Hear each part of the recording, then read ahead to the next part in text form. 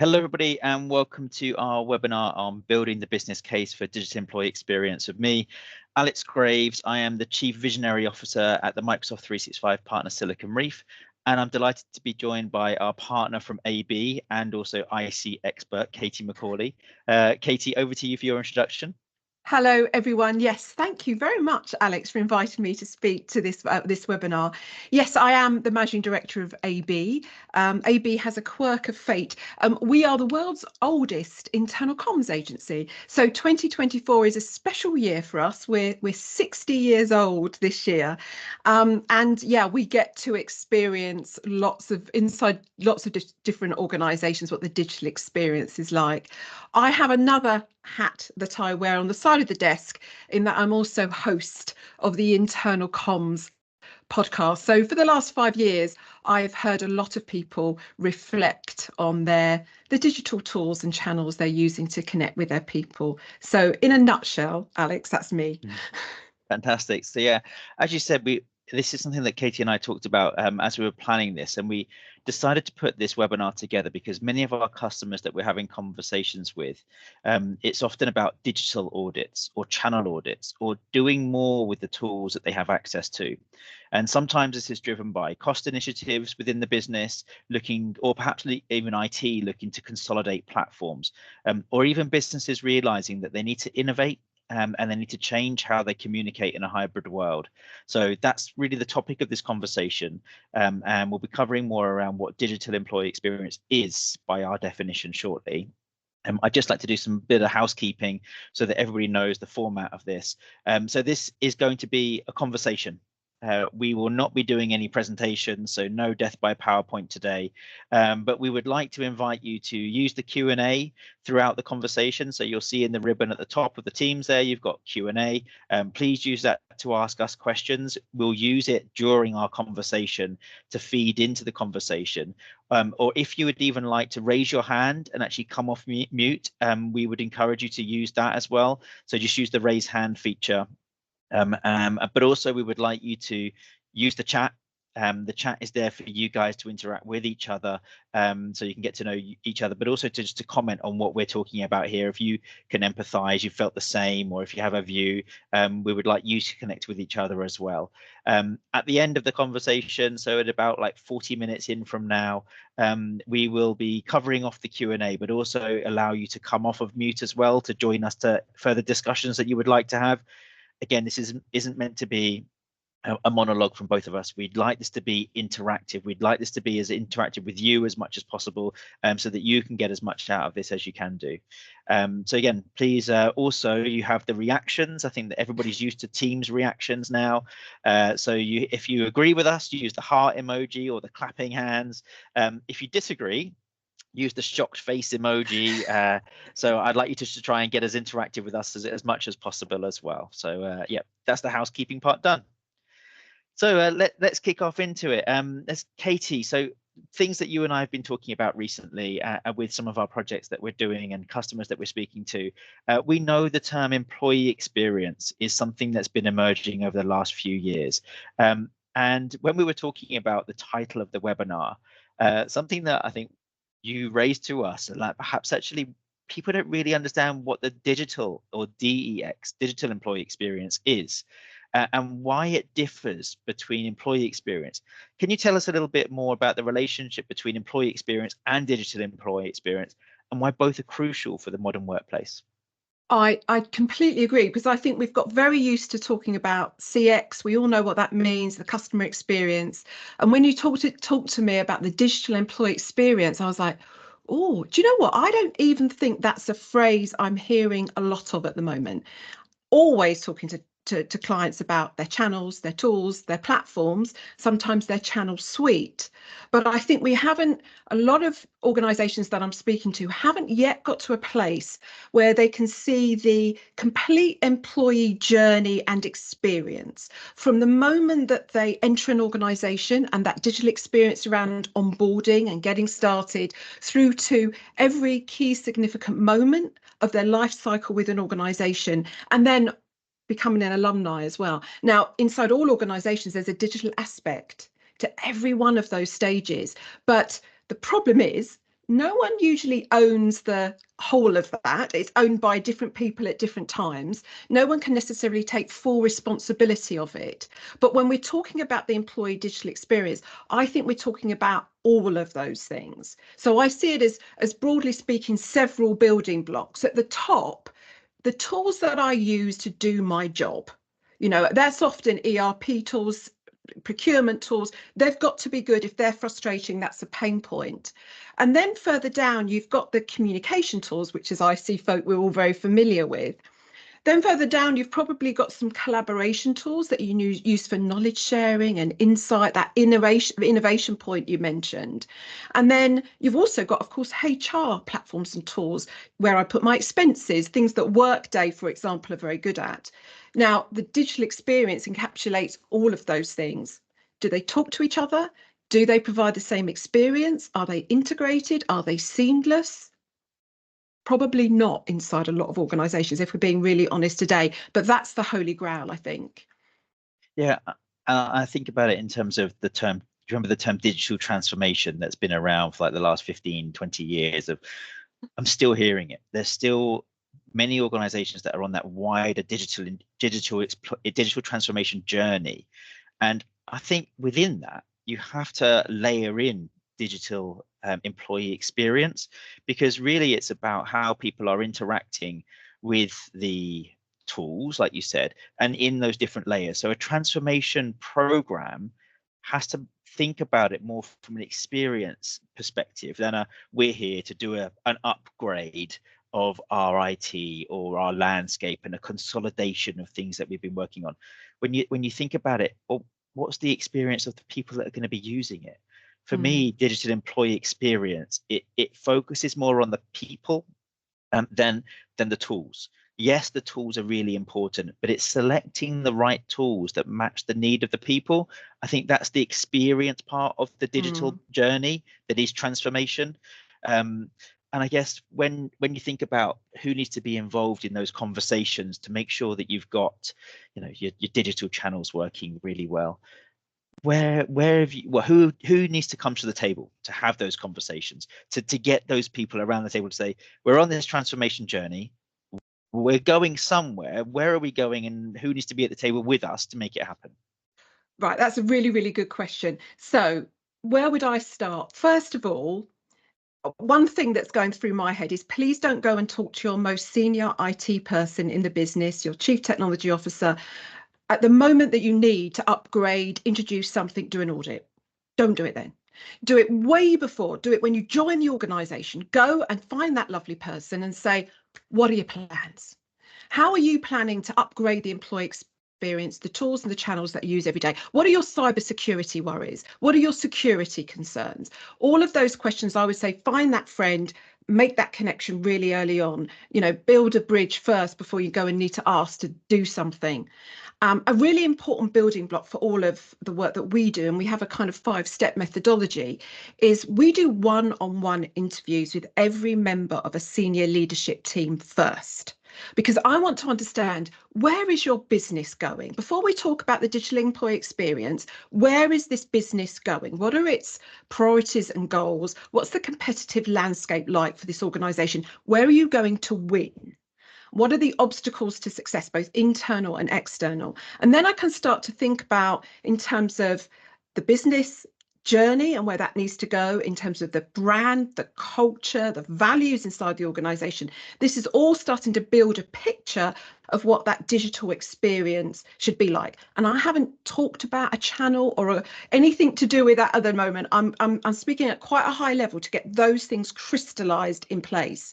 Because often what happens, we walk into an organization and we all know the importance of aligning our work in comms to the business strategy. But honestly, so often that strategy either doesn't exist, or if it is written down, it was written by one person, everyone else doesn't necessarily align against it. So get under the skin of where your business is going. There are clearly some very key stakeholders in this. Obviously IT, obviously HR, obviously strategy, but please let's not forget our business functions, divisions and areas. I was interviewing a very senior practitioner the other day, and she said to me, a head of a business function came to her recently and said, there's all these IT transformations being thrown at me. I've still got to concentrate on my customer. You see everything through the lens of a business or HR transformation problem. Can you sort of see it through my lens of how do I serve my customer better? So I think invite those business leaders into the room as well, because there's only so much down the pipe that we can force for them not to fall over as well. So yeah, there's a lot of people that need to be involved, and I would say that we're the linchpin. I think we're the linchpin in the middle, but I would say that, wouldn't I? But I think you said at the very start of that, don't jump to the top. Go to the people and do those one-to-one interviews. Is that because the person at the top is generally the one that's kind of published that strategy, and it's like almost done blindly, and it's kind of done without really listening to what's going on within the business? Is the thing that the reason why you do that, is that so you can challenge perhaps the preconceptions that may be there, and challenge that roadmap with, or if you know, if there is a roadmap, which I'll come to again shortly, but thinking about those preconceptions which perhaps have got you into a bit of a mess to start with, as to why you are where you are today. What are the benefits of starting with those one-to-one interviews with those people? Yeah, I mean, the thing is, if you go to the audience, if you go to the workforce, they will always find and want a better way of doing it, and they should. You know, they are your primary, most important audience. You don't have an organization without your workforce. They can always tell you a better way of doing it. So you absolutely have to listen to your workforce. And I would say listen in a very segmented way. So build a segmentation model of your workforce. Be very clear about the people that maybe are, you know, mobile workforce at a Deskless, for example, versus more functional staff that are always in front of a screen. You might want to segment by audience persona. There's so many different ways, and psychographic tendencies. I'm just going to leave that to one side at the moment, because I think that's all very, very important. My observation over the years is that there needs to be someone at a senior level that cares enough to drive it forward. I had a senior leader many years used to talk about the burning platform, but there has to be some kind of burning platform. Otherwise, honestly, as an IC leader, you are going to feel like you're hitting your head against a brick wall. So find out who wants this, who's going to champion it for you, who's going to lead the way for you, who's going to have those backroom conversations to unlock budget, to unlock investment opportunities.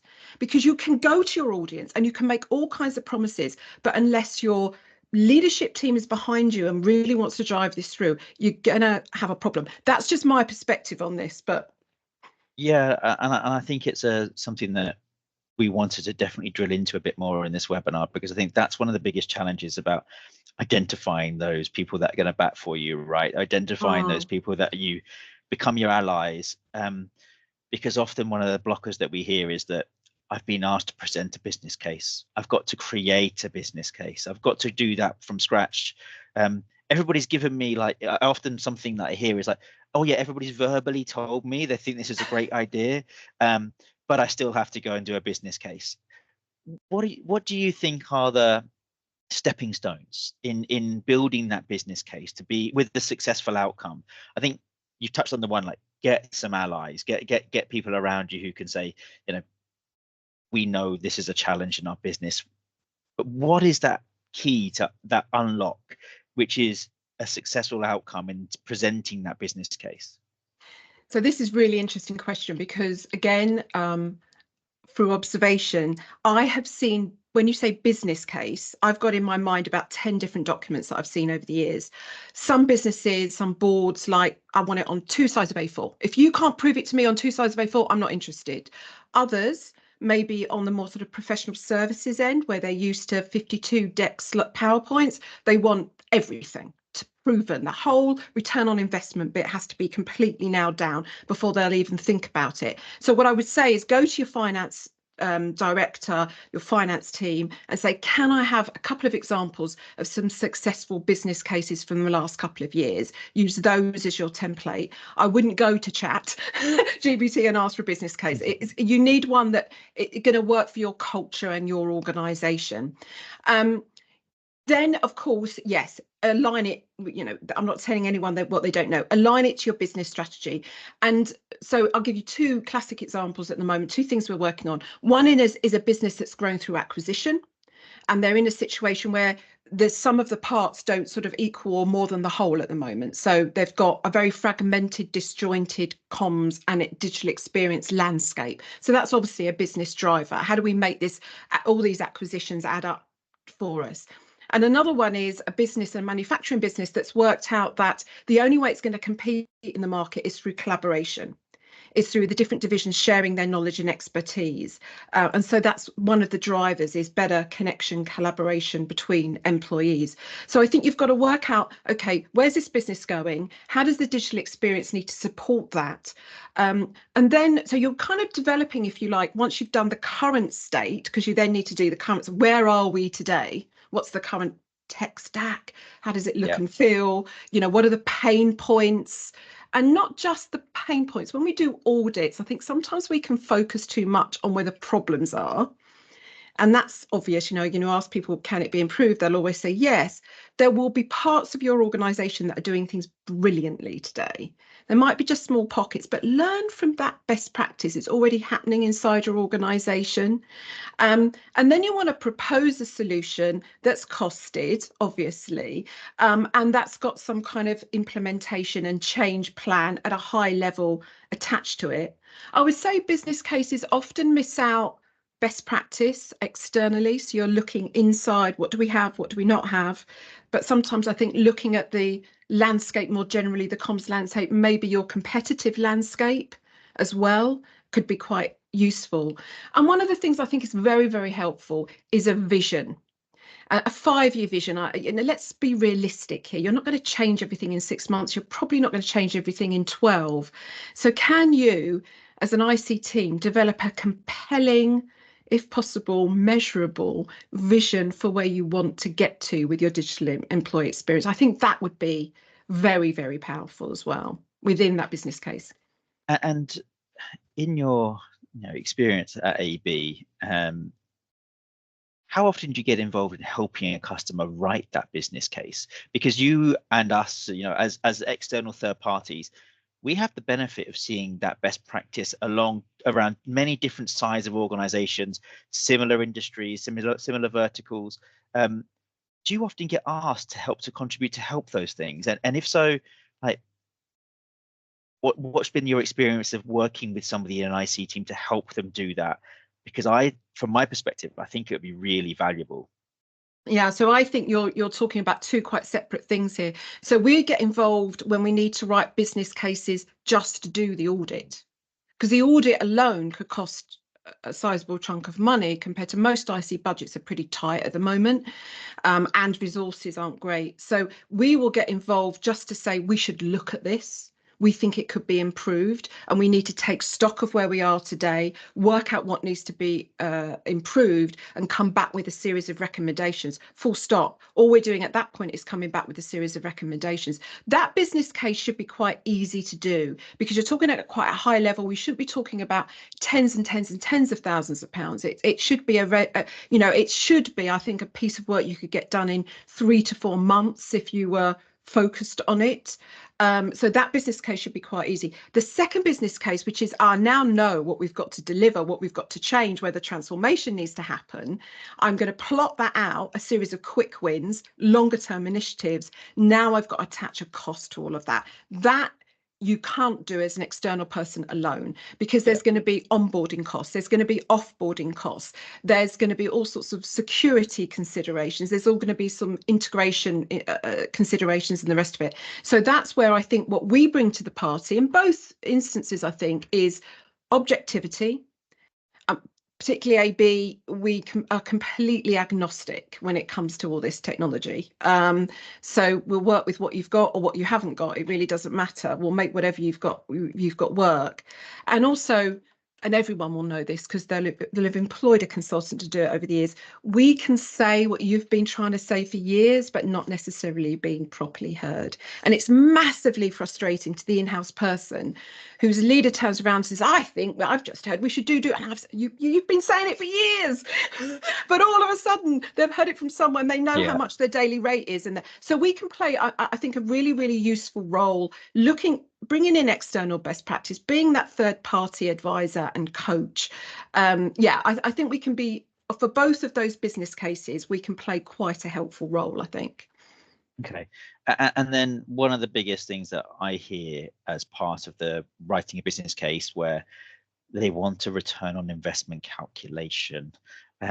So I know that you've kind of experienced this before. What's your feeling and take on providing an ROI calculation to senior stakeholders, so that internal comms can, and the channels that you're using and is seen as, more of a value creation within the business than just a cost? Yeah, so in communications, I always talk about two ways of measuring what you can measure. So one is purely output. So, this many people liked, shared, commented, used, adopted, whatever. So that's a very kind of easy to calculate. Your IT function probably give you a lot of those stats. You yourself as an IT function can probably look at all of those things too. So output functions are a way of kind of calculating that. But then the harder thing, and I think the real cost benefit to the organization, is what it feels like. And then you have to look a bit deeper to say, okay, what am I going to measure in order to prove this? And then we've got to get into things like attrition rates.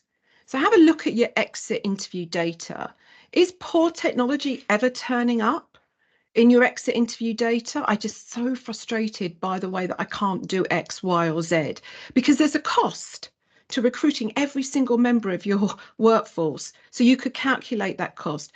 Productivity, quality assurance, customer satisfaction. Is the technology getting in the way of people being able to provide a good customer service? So you have to dig a little bit, I think, and you have to use a little bit of kind of imagination to think, okay, where could this be impacting the organization? What does this organization care about? What's the cost of that? And what's the technology component? And the technology component will be huge. But honestly, it's interesting to me because you can go back with numbers and numbers. I was involved in a very big global brand enhancement rejuvenation a few years ago, and we had to, for this board, this very impressive board, we had to calculate the value of the brand as it stood and the value of the brand. Now, this was a brand that had been around 350 years, okay, in the banking sector. That was a very difficult thing to do. And it took months and months and months. And what I started to realize was that we were never going to win with the numbers. We were never going to win. The organization wasn't ready for it. It wasn't that they didn't believe the numbers, they didn't believe in the idea. So I just say, be a little bit wary if you're forced to go back again, back again, back again. No, refine those numbers. I don't believe them. It might just be a sign that your organization isn't quite ready for it. I would say. I think intuitively, we understand the importance of the digital experience in keeping that customer happy, keeping them loyal. I'd like to think intuitively we're at a place where we're starting to understand how exactly the same works for employees. Fingers crossed. Yeah. And I think what you described there in that employee listening piece, right, where you have to go out and you look at the data that you've got from your annual or biannual employee listening survey, that's HR owned, or people and culture. They're the teams that own that data. Before you can do this digital employee experience journey, or and layer on that employee experience journey, that's why you need those people at the table, because that data alone is really valuable to helping you understand where you've been, where you are today, and where an influence where you would like to go. So I think that's just testament to the fact that you can't progress. There's no way of progressing without getting those people around that table.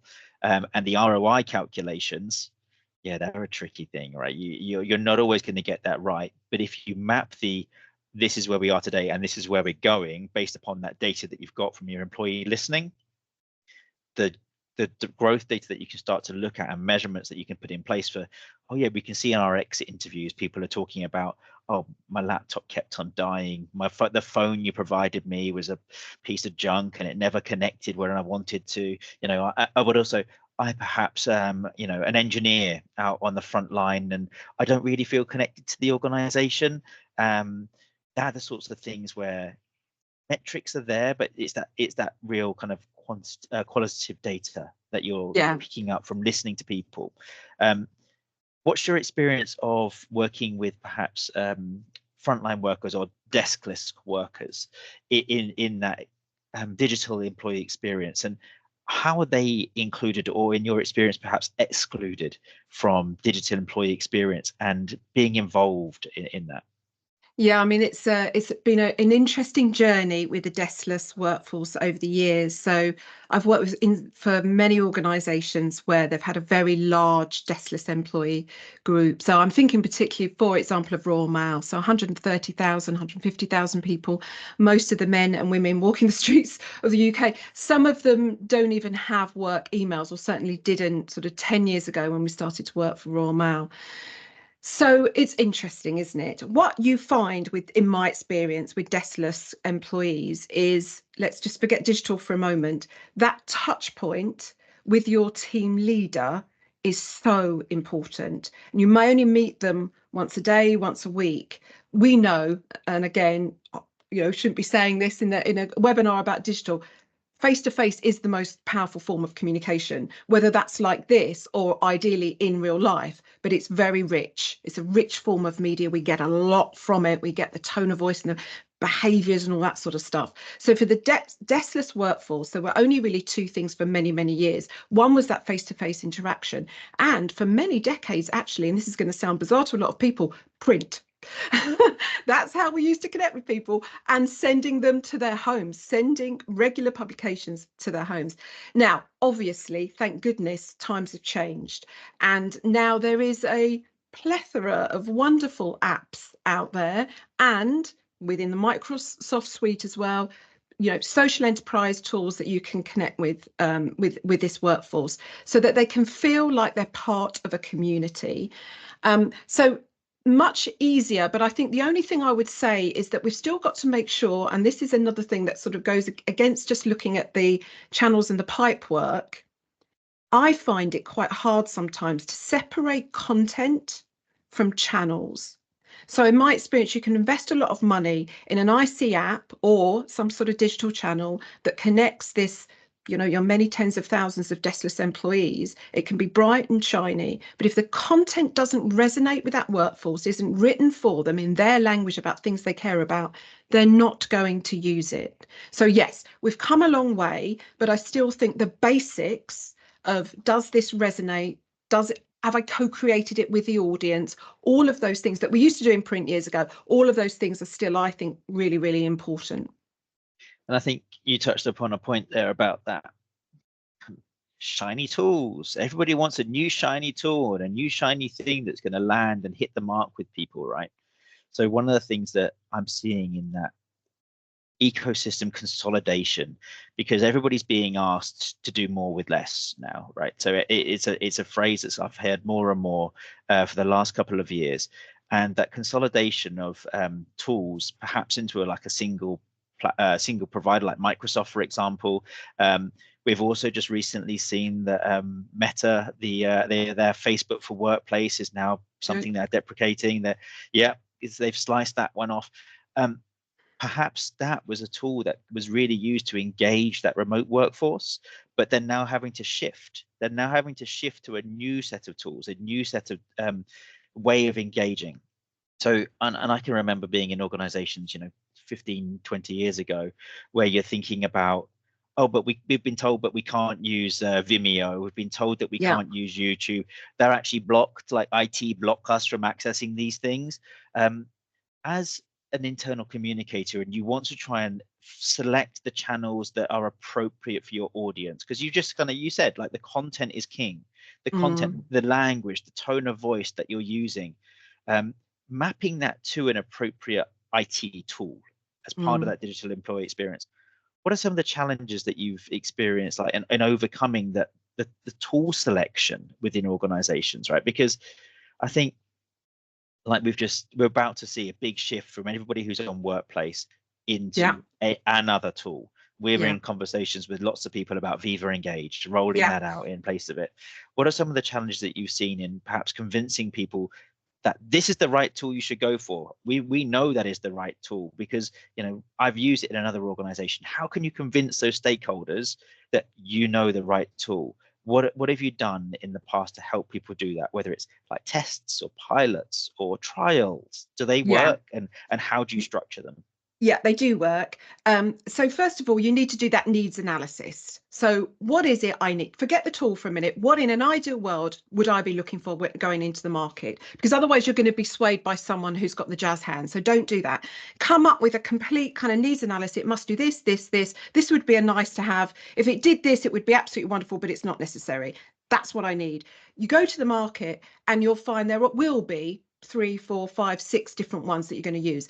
It's possible to use, but then you've got to think about, well, what is going to be most important to me? So for example, is it the back end, the kind of the way that I upload content? Is it the analytics that's going to be really important to me? Is it the ease of onboarding? Is it the support I'm going to get from, you know, this SaaS provider? So there's lots of different criteria for choosing the right one. I would say the criteria in that instance for me would be, do I feel like I've got a long-term relationship with this supplier? I think that's critical, because there's going to be upgrades, there's going to be things you need to change, there's going to be things coming at left field, and you want to feel like you've got a partner, a true partner, as a tech provider, I think. One of the things that used to happen years ago, it's not so much now, is that, and I've forgotten how many times it used to happen, you'd go in to do an IT audit and they'd look at all the channels they'd had, and of course they've got an intranet, and it was built on something that had a very strange name. The person that built it left 5 years ago. The other person that knew how to update things has left as well. And they're in this awful situation where it was just an awful situation. Thankfully, nowadays, we're talking about off-the-shelf tools.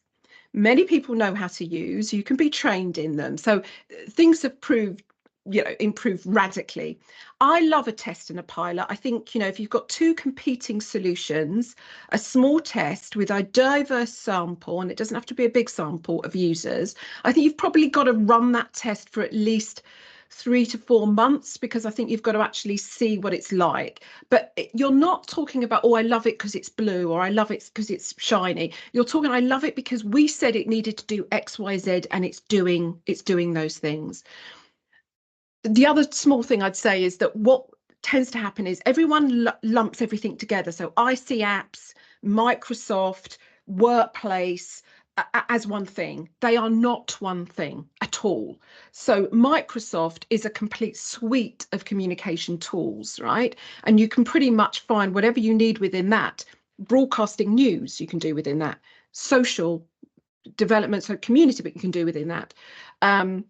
Staff base, for example, it's largely an intranet with something social built onto it. Workplace was just really a social channel. So I'll give you an example of what I mean by that in practice. If I'd spent 2 weeks on holiday and I wanted to find out the latest news that I'd missed about the company, I wouldn't have opened Workplace. I would have got lots of lovely messages from groups that I belong to, but I wouldn't necessarily find this is what you've missed.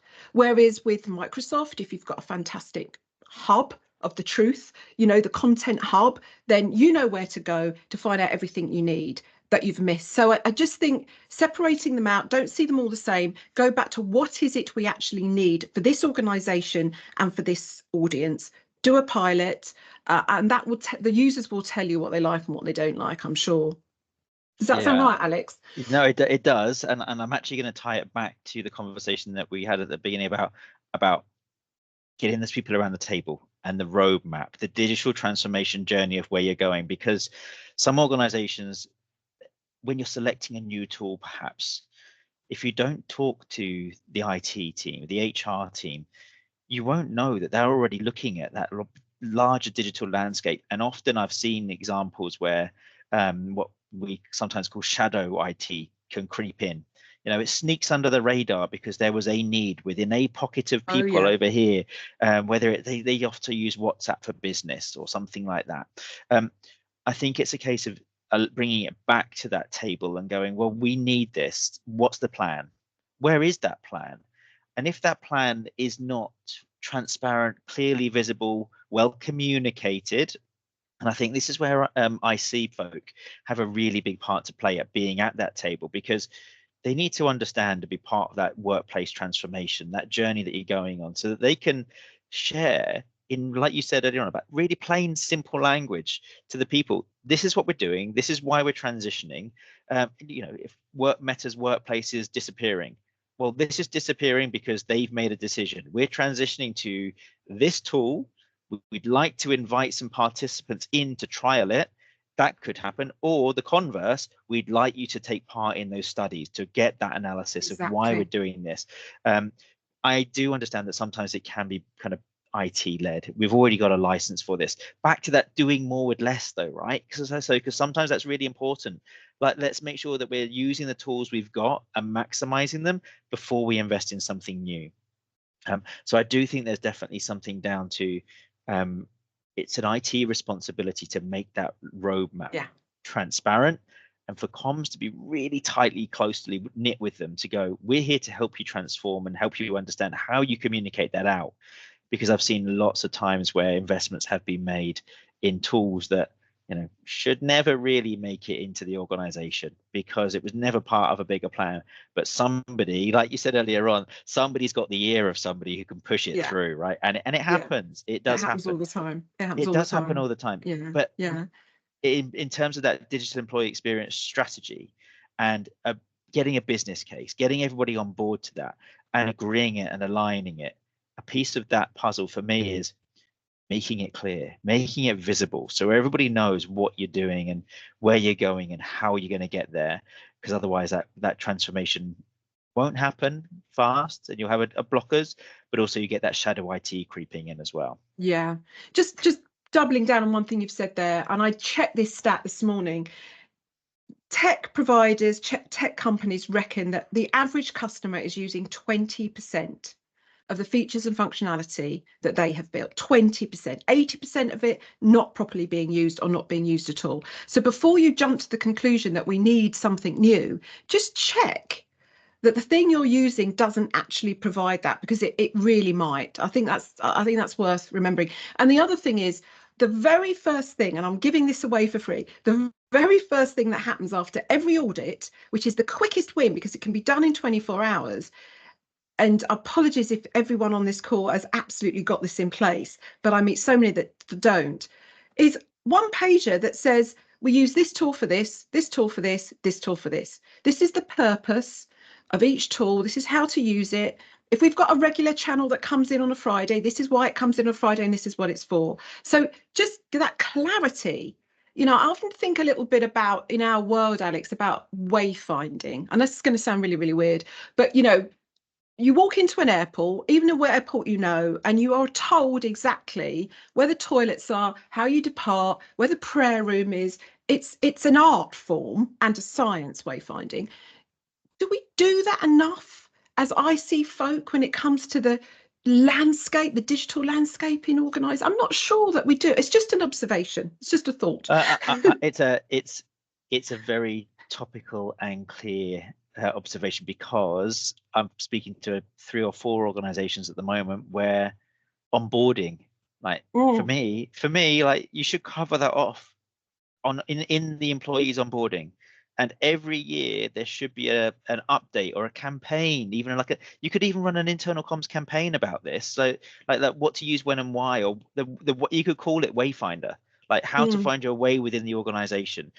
You said it earlier on, Microsoft are so guilty of having Teams, email, Yammer, Engage, SharePoint, all these things that can do the same job, but I don't really know what to use when and why.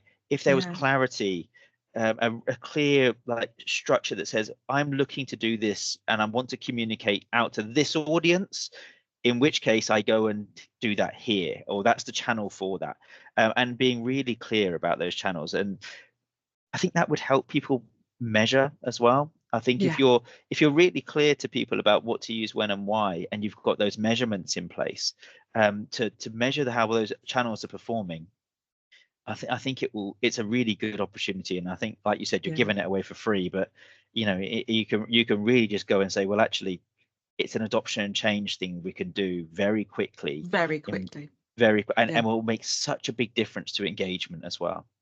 Just on the measurement piece and the purpose, honestly, I don't think you can measure the effectiveness of a tool or a platform unless you've got its purpose written down, because you know, satisfaction is not the same as effectiveness. I can say I'm highly satisfied with my my team briefing process, because my team manager makes me laugh every day, but the purpose of it is not to make you laugh, it's to help you do your job, for example. So these two things are not the same. So if I'm going in and I'm auditing a series of channels or platforms, I need to know, well, why have you got this and what is it supposed to be delivering? That's what I'm going to ask people about. Does it effectively do this thing? So it's just good practice to, as you say, do that map, if you like, of what have we got and what do we use it for? That's a starting point, and share that with the world. That's a really good tip. I'm just going to take a moment just to encourage anybody who would like to ask a question in the Q&A to do it now, or use the chat. And we're just going to come into the last 15 minutes now, so I just want to make sure that you've got an opportunity to ask questions, anybody that has them.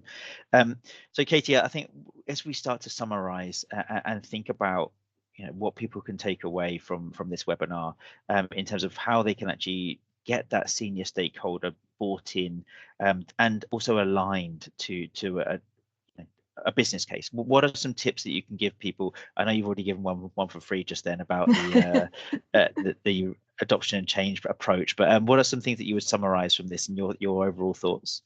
So go back to the business strategy, go back to what your organization is all about. What does it see as its role and purpose in the world? Okay, what lights a fire up against your sort of your senior leadership team about its priorities? Really understand, ask them, what is the single most important thing that I, as an internal comms professional, can do to support this organization? 10 to 1, it's going to come back to something to do with a channel or a platform, okay? But start at that point there. I think we can get very excited about a bright, shiny new tool, but I think we do just need to link it back. So have this really clear understanding of where your organization is going and those business priorities. The thing about an audit is it can be a big exercise, and it can take up quite a bit of time. I predict that what's going to happen in the next 3 to 4 years is we're going to have much better listening channels inside organizations, always on listening channels. You are not going to need to do this mammoth audit, because you're constantly you're having in front of you a dashboard through various listening mechanisms to tell you, this audience is feeling, unhappy about this. The sentiment is dropping here. We've got early signs of something here. So if you can start to think not just about the big audit, but how and when am I listening? What am I listening for? Going back to those communication pain points as well. And the final thing is just get under the skin of your audience, really get to know your audience. I can always tell a good IC person because they are out and about the whole time, walking the shop floor, walking the offices, walking the corridors, getting to know the audience and the different pockets of the audience. They're clear on their audience personas and who they've got in front of them, just as a marketing person would, and just to double down on that for a second. You would never have a marketing, if you said to a marketing person, you've got 5 minutes a day in front of your customer, a whole 5 minutes. Yeah, you've got 5 minutes a day in front of your most important customer. The marketing person will go, oh my goodness me, fantastic. Well, I'm going to speak to Carol. She's married. She's got 3 kids. She's got a Labrador. She does a part-time. That marketeer would know that customer segment. We've got to be the same, because we get more than 5 minutes often. Employers will give us more than 5 minutes. So let's be very clear with our 5 minutes, who we're going to target and how we're going to target them. Let's know them intimately. Then we'll have this fantastic connection with them. Oh, thanks. That's brilliant. And also, I think when you know your audience, right, writing that business case to do anything with them, it becomes so much easier, because you're able to effectively, voice their concerns, voice their feelings in a business case, and like you said, that the narrative needs to be really accurate and true to who they are, where they are today, but understanding their pain points of where you're growing towards in the future as well. Yeah. Something that I just want to summarize. I think for me, it's that digital employee experience roadmap. It needs to be really clear to everybody, and I think that transparency and visibility of it through the internal comms team is absolutely paramount. And I think before you start to jump into something, I think piloting things is really important as well. We're doing a lot of pilots with organizations on Viva Engage, Premium, Viva Amplify, and Microsoft loved to know when their customers, are ready to do these things. They're happy to help you for free to pilot these things.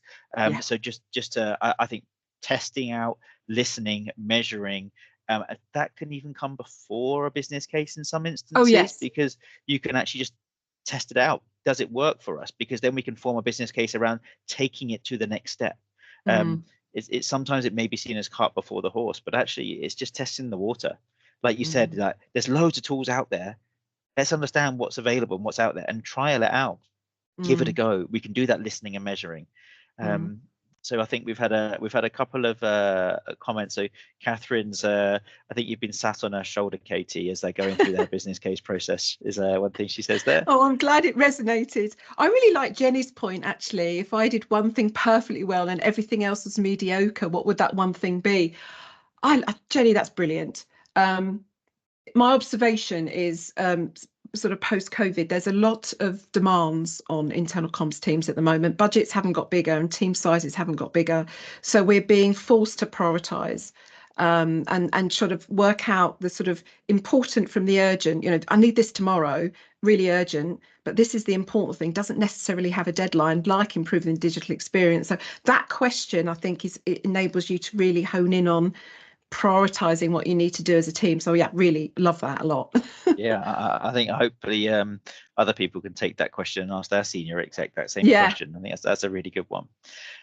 Okay, so I don't think we've got anything else in the Q&A, but if anybody would like to come off of mute and ask anything, please do so.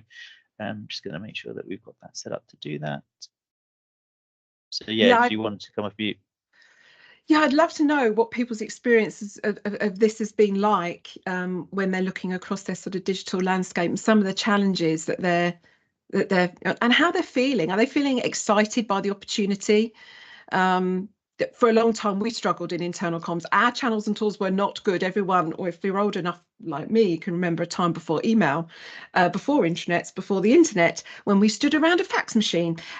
We're in a very, very different world. So are people excited by the opportunity, or are they a little bit apprehensive because actually now there's too much choice? I'm not sure. Be good to know.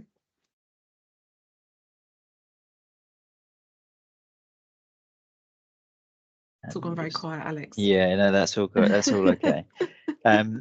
Right, I think yeah, if you please use the chat to just feed in any of that. I can see whether anybody's typing. But yeah, I think just if I do a wrap up, if I give people the opportunity to type anything in, just in terms of wrapping up. Well, I think thank you, Katie, again for the engagement that you provided and the insights you provided. We will be sharing this obviously on our channels afterwards for you to follow up. And if anybody, I know we had some people sign up from New Zealand who I don't think will be attending right now because of the time zone, but hopefully they'll be watching it back. We will be following up with a document for you about how to write the business case for something like an intranet as part of your digital employee experience. And Katie, I know that you've recently launching some IC focused modules. Do you just want to tell everybody a little bit about that as a teaser? Go for it. Go for it. 2 years in the Alex, this is so kind of you to let me mention this. 2 years in the making. So yeah, after about 30 years in internal comms, I thought I haven't got another book inside me. I can't write another book. That's too. But could I create an on-demand masterclass program to help internal comms practitioners, in-house internal comms practitioners? So it's launching in a few weeks' time. www.icmasterclass.com. It's about 7 or 8 hours of content, 8 work streams. So yeah, I'm very, very excited about it. All the lessons learned the hard way, I'm hoping to share with people the easy way in a self-paced learning journey. So yeah, icmasterclass.com. You can check that out. We'll make sure that we get that shared along with anything we share with everybody as well, Katie. So well, I'll bring it to a close there so people can get off, go and have their lunch if that's your lunchtime. But thank you very much, Katie, again for joining it, and thank you everybody for your interaction, and look forward to speaking with you soon. Thank you, everyone. It's been lovely. Thanks. Thank you. Cheers, Katie. Thank you. Thanks. Bye. Bye.